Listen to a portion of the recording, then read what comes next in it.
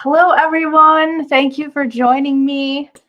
Can you comment and let me know if you can see me and hear me? Everything looks and sounds good. I hope you're all doing well. Thank you so much for joining me. So, comment and let me know where you're tuning in from and what you're up to today. Thank you so much. Sabin, sorry, I don't know how to pronounce your name. Thank you for the feedback. So, how's everybody doing? I am actually jumping on today to talk about a topic that, to be honest, I don't want to talk about and I have not wanted to talk about. And I think I made a video about a year ago saying that this topic was coming up in my comment section and I did not want to draw attention to it. So I wasn't going to be addressing it. But at this point, my channel has been completely swarmed with comments about this topic and avoiding food coma. um, hello, Kelly. Hello, Vince. Hello, Melissa. So yeah, my channel, since I started posting interviews from pre-birth experiencers and I did the fireside chats with pre-birth experiencers, I have been completely swarmed with comments on this topic, and it has gotten to the point where I feel like I need to address it because it's really a very fear-inducing topic, and I want to be clear about where I stand, and I don't really see now. Maybe I'm missing something. I'm sure there are other people talking about this, but I don't really see a lot of people um, addressing this, and so I want to put this out there. So share this video so we can get another alternate perspective on this topic out there. I would really appreciate that. So anyway, the topic that I'm going to be talking about is what they call the soul matrix reincarnation trap, and it's the idea that is becoming more and more prevalent in the online community, in the near-death experience community, that we are actually living in a reincarnation trap. And I don't want to get into too many of the details about this because I don't want to promote this. I don't want to give it power. But the basic idea is that what they're saying is that near death experiencers, when they have an experience, or pre birth experiencers, when they remember planning their life, they're all being tricked. It's all one big trick. The light is it's a soul trap. It's basically like this thing that sucks you in and spits you back out into another life against your will, and that the guides and the angels are these deceptive beings called Archons who are pushing you and forcing you into reincarnate and guilt tripping you into reincarnate. And another big part of this that people keep saying is that they're wiping your mind, and that's why you can't remember your previous existence.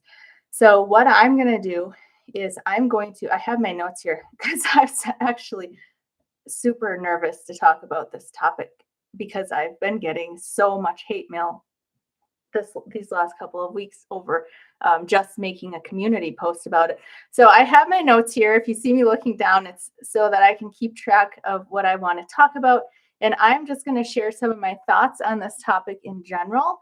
And then I'm also going to address the three main comments that I see coming up in my comments section from my perspective, my personal experience as somebody with pre-birth memories and a near-death like experience, and what I specifically remember about these things. So the first thing I want to say is that if this is your belief, if you're watching this and you believe in this, I don't have a problem with you or with you having this belief. You are free to believe whatever you want. It's good to have differences of opinions on things. I'm not out to get you or to prove you wrong, but what I'm seeing in my comments specifically is people being really aggressive about this. And it reminds me of fundamentalist religion and how fundamentalist religion acts, pushing a very fear-based narrative.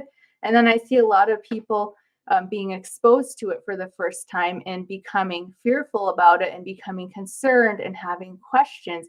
And and I guess honestly, in a sense, this is a good thing because the more and more we get the word out, the more and more we spread the message of the near death experience, then you're going to see, opposing viewpoints coming out. And that's just the natural way that this happens.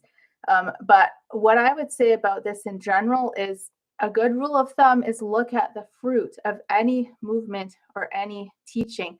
And the fruit that I see in this is a whole lot of fear, a whole lot of confusion, a whole lot of people not really knowing. I mean, it's not really based on any solid evidence that I can find, and I've tried to track it back to its origins. So if somebody has any link to share that seems like convincing evidence to support this point, feel free to share it with me. But the only things I've been able to find is a few outlier near-death experience testimonies that are saying something about, I felt like the light was going to wipe my mind, and a couple of channeled sources which I don't consider to be very reliable based on other information that they're putting out that is just really outlier information, just outside of the normal message that we get from spiritual sources like this. And I don't want to go into it any more than that because, again, my point is not to attack anybody or to drag anybody else through the mud. I just want to say I don't agree with this. I don't see any evidence that this is the case. The vast majority of near death experience accounts, the message is that God is love, that the universe is a safe and benevolent place, and that we are powerful, infinite, sovereign beings who have chosen this experience.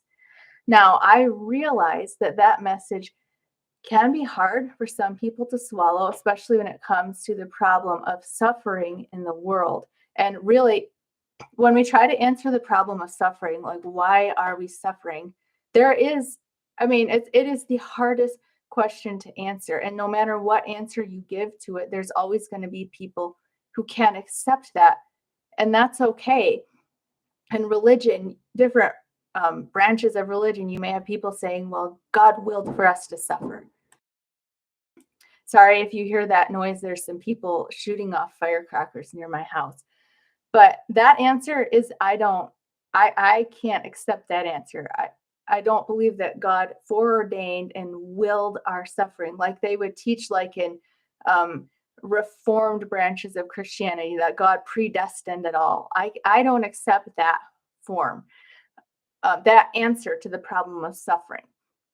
Now, the answer to the problem of suffering that near death experiences is giving is that we chose to come here to have this experience, knowing that it is a temporary experience and that it's just basically like acting out a play or acting out a movie or going to sleep at night and having a dream, and it's not real compared to ultimate reality. And that we're still in charge of that. We're still sovereign beings that chose to have that experience. I think that's an answer that is far more acceptable to me, knowing that I chose to do this. So that already tells me that I'm strong enough to handle it and that I'm guided and I'm protected and I get to choose my next experience, what I do and don't want to do. But I can understand how people who have suffered far more deeply in this life than I have, that may not be a satisfactory answer for them. And so they're saying, no, I would never choose this. That's basically victim blaming to say that I chose my suffering.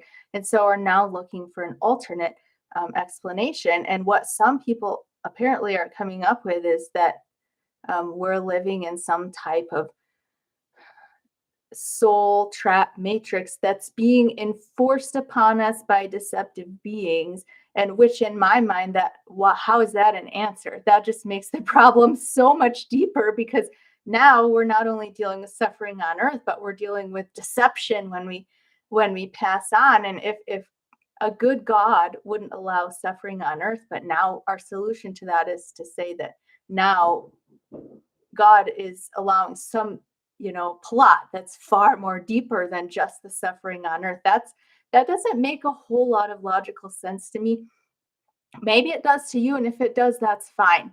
But to me, that just seems like people needing to have a fear-based narrative, people needing to have a narrative or a story based on struggle and fighting to get free, rather than what I believe is the true message of spirituality is that you are already free. The only bondage that we can ever be in is our self-imposed bondage. It's the bondage that we put ourselves in through our beliefs and through the stories that we create. So if we're creating a narrative that says we're trapped and we have to struggle to get our freedom, or we're deceived in this and that, that then we're going to create that experience for ourselves. So that was the first thing I wanted to say. The second thing I just wanted to make a note that part of the reason why this topic is so important to me is because a lot of people on my channel have come from a fundamentalist religious background and suffered from religious trauma. And this strikes me as very similar to what we work so hard to get free from. So some of you may not know this because I mostly do a podcast now, but when I started this channel, I was creating my own content and I was mostly creating content about religious deconstruction and taking a stand against some of the fundamentalist beliefs about hell and about God throwing people into hell in the afterlife. And so now we're getting the message out that that's not the case, that God is love, that the universe is benevolent. Yes, we're responsible for ourselves, but everything is working out for our highest good, right? We don't have to worry that we're going to be thrown into hell and tortured forever. And now here comes this new fear-based narrative to say, oh, but by the way, maybe you're not going to be thrown into hell forever, but you're going to be stuck in an endless reincarnation cycle unless you can figure out how to get free of it. And so that's part of my concern. That's part of the reason why I'm addressing it. Once again, if you believe this, that's fine. I'm not out to convince you that you're wrong or to attack your beliefs. And I've had a lot of people say to me this past week, oh, why even bother talking about it? Just let them do whatever they're going to do. Because people come to my channel looking for relief from that type of belief, that type of fear-based belief about the afterlife. And I want to make it very clear on my channel that I don't believe that. I don't promote that. And I will delete comments that are of an aggressive nature. It's fine if somebody's asking a question or just sharing an opinion, but I've had a lot of very aggressive, very like proselytizing type comments over the last few weeks. And so I just feel like I need to make my views known on this topic. So moving on, another thing that I want to address before I really get to the heart of the issue is that I'm not saying that deception is not possible. I'm not saying that there aren't deceptive beings. Even in near-death experience accounts, this comes over. I mean, this comes out. Look at Howard Storm's account or Betty Eadie or Pauline Glamachek. People encounter, and people who astral project will tell you the same thing, that yes, there's deceptive beings, there's deceptive teachings, but really what it boils down to is, where are you at in your state of consciousness? And also, what I remember of the afterlife and what many other people have said is that it is very thought reactive. So if you're going to be creating an experience based on what you believe in your mind, and if you are going into there like believing a fear-based narrative, it's going to be more likely that you'll create that type of an experience. I don't want to get too much into that right now, but I just wanted to say, whatever you call them, whether you call them demons or archons or service to self entities, I do believe, I'm not saying that somebody couldn't be deceived. What I'm saying is that the entire system that we're a part of is not a deception. The entire system, including the light and the guides and the angels and the loved ones that people meet and the religious entities like Jesus or the Buddha that people see, that's not all one big deception. That's taking it quite to an extreme, in my opinion.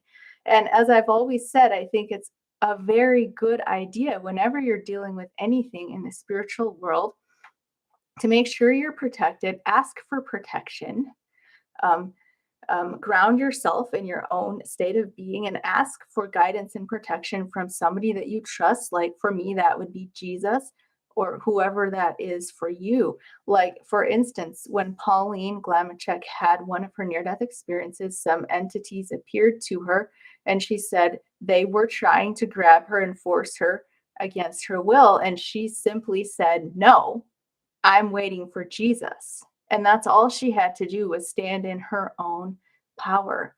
And in her case, calling on the name of Jesus. Again, with Howard Storm, all he had to do was call on the name of Jesus to get rescued from the entities that were tormenting him. So that's something that's good to keep in mind. Um, Now, to get down to the specifics of this theory that's being promoted, there's three things that I want to address from my own personal experience. The first one is this idea that the light is a trap and you should not go to the light. And I can't speak for anybody else, but what I want to do is speak from my own personal experience because I have very strong and vivid pre-birth memories of the light.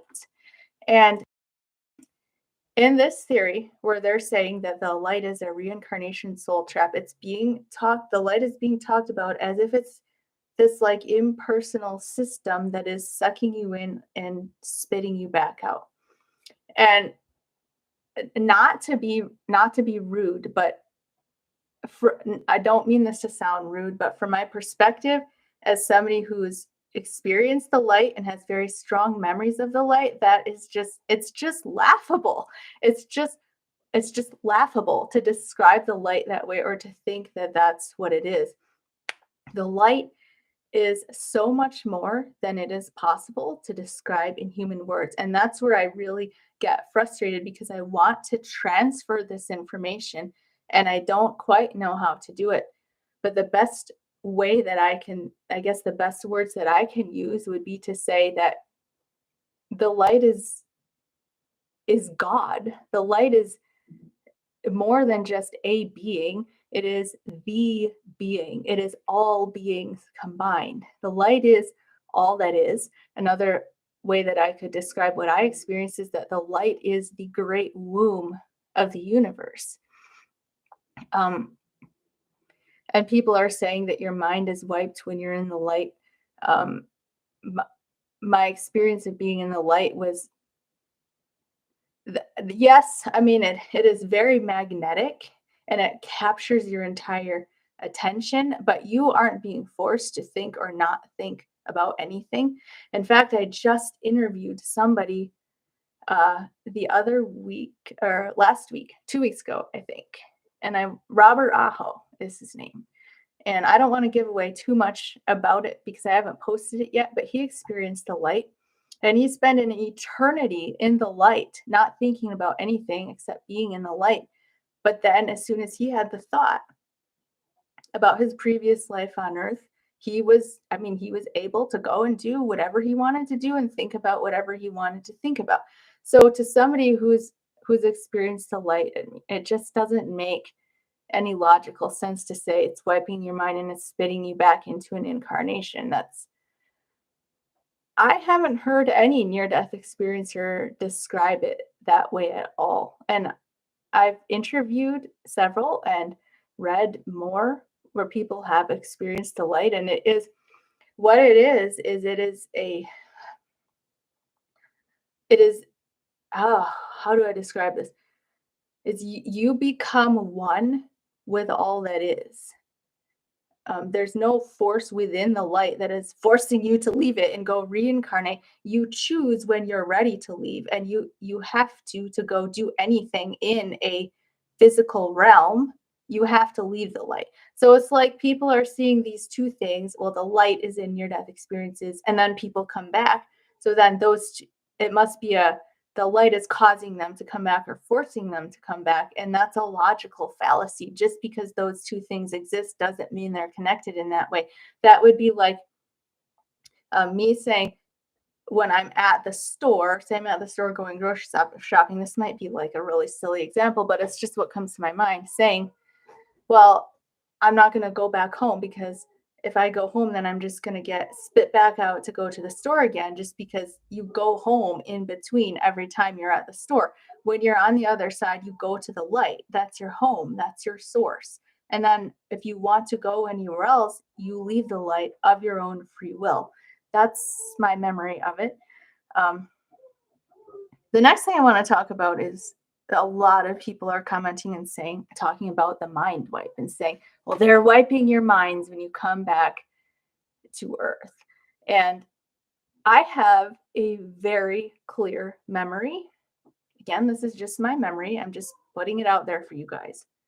I have a very clear memory of going under the veil because when I was about 18 years old, I had what I call a near death like experience, in which I experienced many things that people experience in their near death experiences.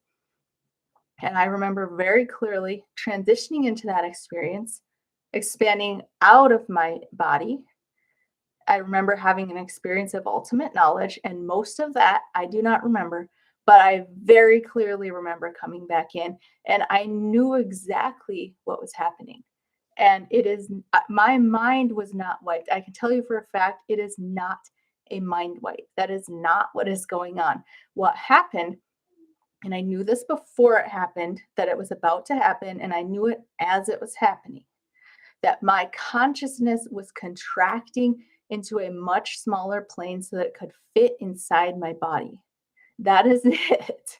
And there was so much knowledge that I had in that higher state of awareness that simply could not fit in my brain. I literally felt my consciousness contract like a balloon, and I felt the information fall out of my head. Nobody did it to me. Um, it, One way that I could compare it to is like when you fall asleep at night and you have a dream, and when you fall asleep, you forget most of what happens in the waking world. It's and it would be kind of silly to say, "Oh, somebody wiped my mind." No, you fell asleep knowing what was going to happen. And from the perspective of your waking self, it's not a concern because to your waking self, the dream world isn't real. It happens every single night, and it's like it's over in a flash and you're awake. And that's exactly how it's like on the other side, except just on a level above. You come in here, you know it's a very temporary experience. You know that forgetting certain things is part of the deal, but nobody is forcing you to do it. It's you don't really, it's just kind of just what happens. So you don't go around your life terrified of having a nightmare when you're asleep and thinking, I'm never going to sleep again. I'm never going to sleep again. I'm never going to put myself through having that nightmare again. You don't really put much of your brain power into what's going to happen when you're asleep. At least the majority of us don't. And so it's similar like that. Like what I experienced was very similar to that. It was just like changing states of consciousness. It wasn't like somebody sinister was out there saying, I'm going to wipe your mind so you can't remember and I can trick you into coming back in over and over. No, just like when you go to sleep at night, coming in and living these lives serves a purpose. And we choose to do that. Nobody's forcing us to do it. Okay, and so that again is just my perspective as somebody who remembers what they're calling the mind wipe. I remember it very, very clearly. I remember the music that I heard. I heard the music of the spheres as I was coming back in. I remember how it felt as my consciousness contracted and the information fell away. And I was aware that it was going to happen. It's just part of the process. Nobody forced me to do it. Okay. The third and last thing that I wanted to address is this idea that our guides are sinister beings called Archons that are tricking us into a reincarnation cycle in order to feed off of our negative energy. And I think there's just so many things about this that don't make logical sense. First of all, if that's the case, then why are people coming back from near death experiences and people who have pre birth memories? Why are they coming in with empowering messages for humanity? Why are people coming back in with the message that you are a sovereign, powerful being and we need to wake up and step into this so that we can create a better world on earth? If somebody was tricking us into coming here in order to feed off of our suffering, they wouldn't want us to get that message. So that's the first thing that doesn't make sense. The the other thing that doesn't add up to me is that just like in this world, you can read people's energy. If somebody doesn't have good intentions, most of us are going to pick up bad vibes from that person. And the other side is even more transparent. It's very hard. I mean, from what I remember of interacting with what they call guides, I personally prefer the word angels because to me it's more descriptive of what they were, of the experience that I had of them. They are it, incredibly beautiful, powerful, loving, comforting beings. And and the people who are promoting this theory are saying that, well, they're just projecting those feelings into you so they can get you blissed out and then manipulate you into coming back. But that's not what I experienced. What I experienced was an ability to know their souls on such a deeper level than we can do here. It goes beyond mind to mind telepathy. It goes to actually knowing somebody as if you were that person and you had all of that their experiences. So um, it's very hard. Now, like I said, I do believe deception is possible, but I do believe that deception usually happens in cases of self deception, where beings can play into fears or beliefs that you already have. But it's much harder to deceive because your whole being is apparent. It's obviously apparent who you are and what you're about and what your energy is and what you're thinking and what you're feeling and who you are. And so it doesn't make a lot of logical sense to me to say, well, they're just putting this feeling of bliss in you, but yet when you sense them and you sense their energy, if they were malevolent beings, and if you were looking to see what type of beings these are, then you'd be able to feel that.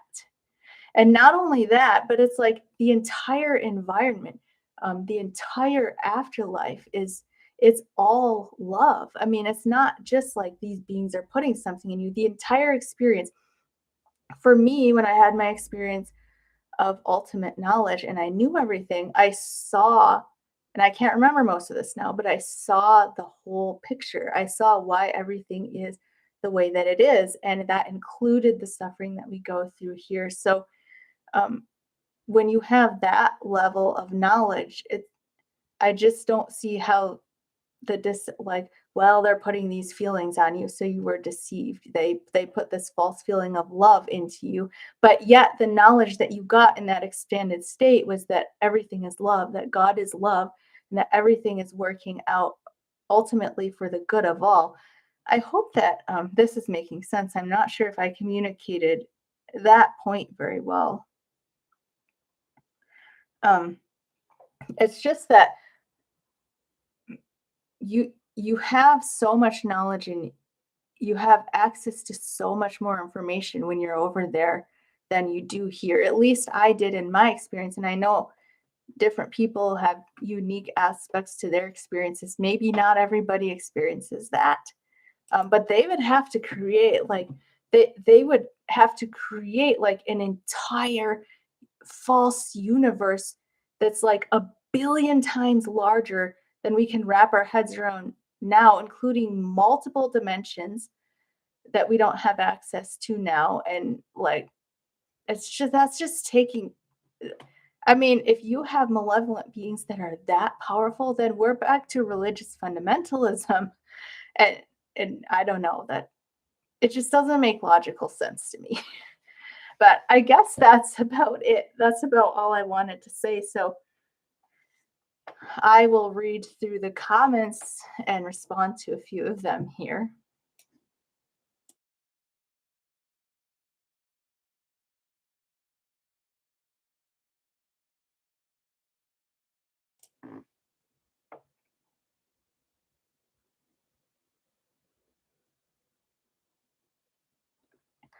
Richard says, Melissa, I really enjoyed your memories before birth interviews. Thank you so much.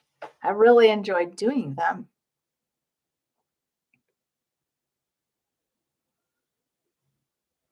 Keith says, we incarnate as an act of our free will with guidance from our spiritual guides.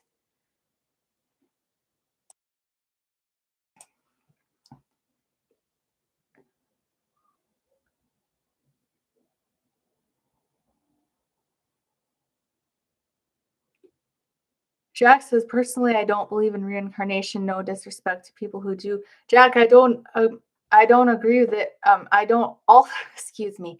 I also don't believe in it in the sense that it is typically understood. That's a whole other topic.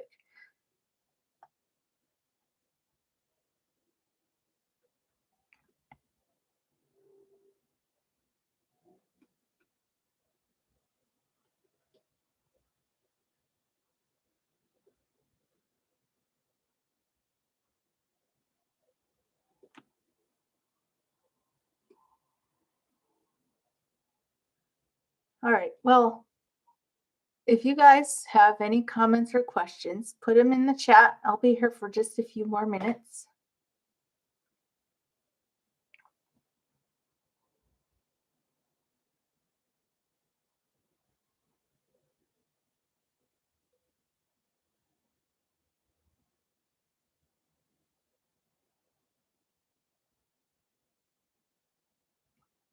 A lot of people saying thank you for addressing this.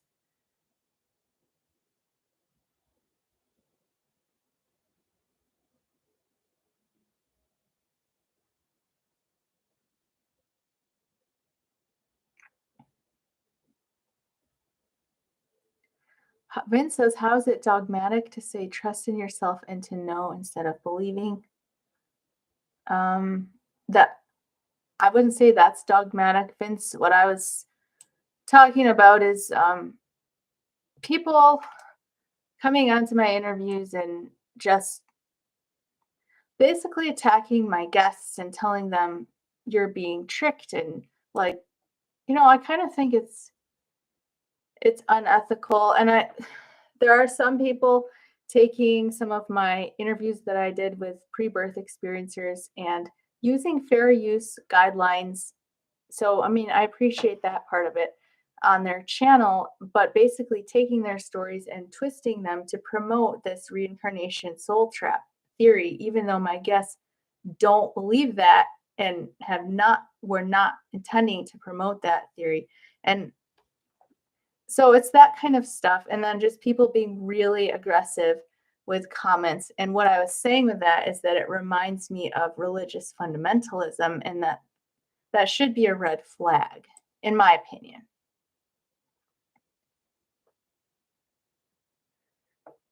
Vince also says, how do we know that the light is good? Well, the only thing that I can say, Vince, is that when you experience it, you will know.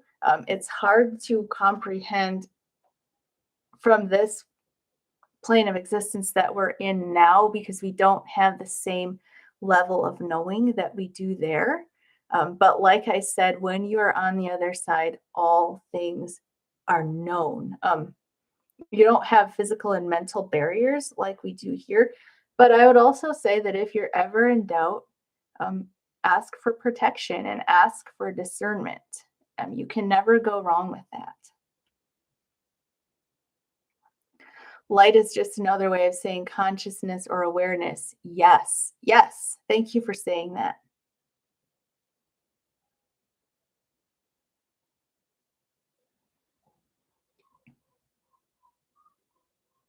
Thank you for the interview suggestions.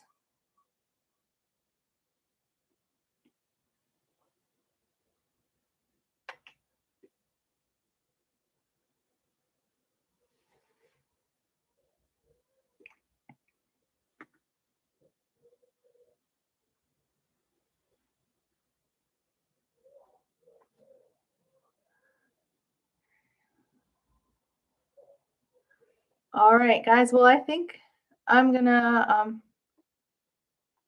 I'm gonna wrap this up and go. Thank you guys for tuning in, and uh, thank you for all your comments. Thank you for your support, and I will see you next time.